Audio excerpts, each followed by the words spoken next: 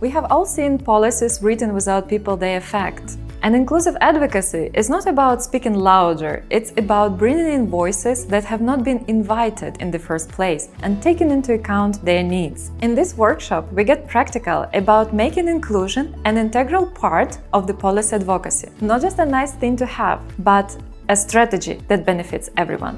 People often ask us, why you do policy dialogue and advocacy? Isn't it enough to just support the beneficiary groups, to support specific groups from a private sector perspective, provide technical training, provide financial support and so on? And they do not really understand why we need to address policy dialogue, why we need to advocate on certain issues.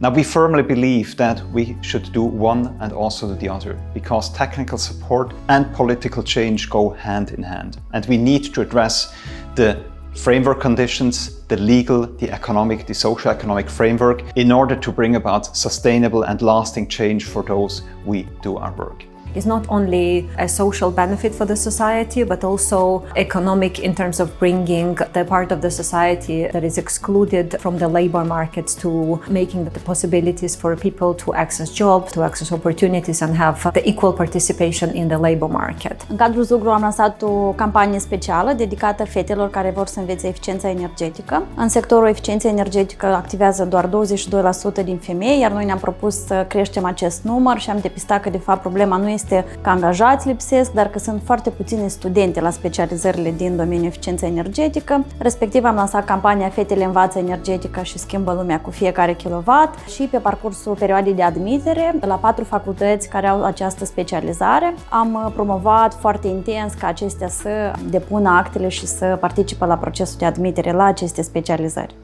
We were working on the policy advocacy and we stopped at the state level because the law of agriculture is not aligned with the EU standards, and that is something that stopped us from trainings, from mentorship, from giving the opportunities to women. But we managed to come to the EU Parliament with our policy advocacy, and we will continue on fighting on this and trying to convince the state level of the Ministry of Agriculture to align with the EU standards so that rural women can get the funds for their work and for their life in the rural areas. Our mission is to empower women, for them to learn, lead and live their communities and to rebuild a new generation. Your voice and your vision is strong and important, and your role model will be a good role model for another women who will enjoy energy sector, who will come to follow your steps or maybe to create their own ones. So together with the cooperation and communication and encouraging each other, we can build a totally new communities, totally new country where each voice will be heard.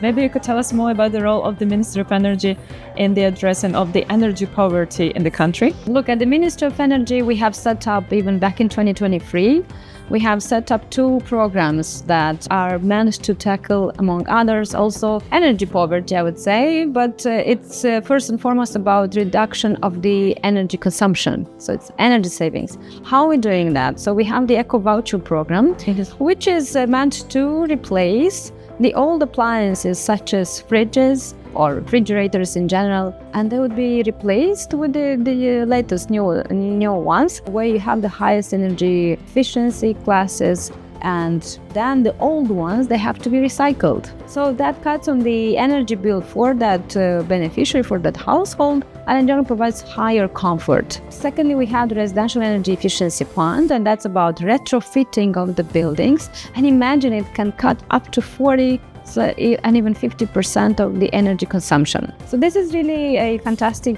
tool and a fantastic program that targets both multi-apartment buildings, individual houses, and it has different tools also for the more vulnerable ones, but also for the usual Moldovans.